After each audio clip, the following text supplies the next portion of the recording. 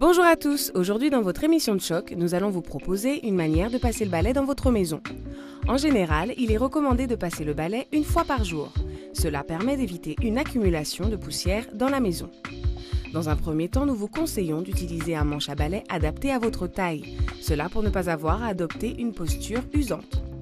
Maintenant, selon l'organisation de votre maison, vous pouvez commencer par les chambres ou si vous êtes dans un studio, par le fond de la pièce. Cela dans l'idée de réunir les tas de poussière en les dirigeant vers l'extérieur des pièces. Procédez de la même manière en continuant dans les couloirs, le salon et la salle à manger. Si vous vouliez commencer dans le sens inverse, vous risqueriez d'avoir à renouveler l'opération plusieurs fois au même endroit. Ensuite, pour récupérer la poussière au sol, munissez-vous d'une pelle. Pour éviter les maux de dos en ramassant la poussière, il est préférable de s'accroupir au lieu de se pencher en avant.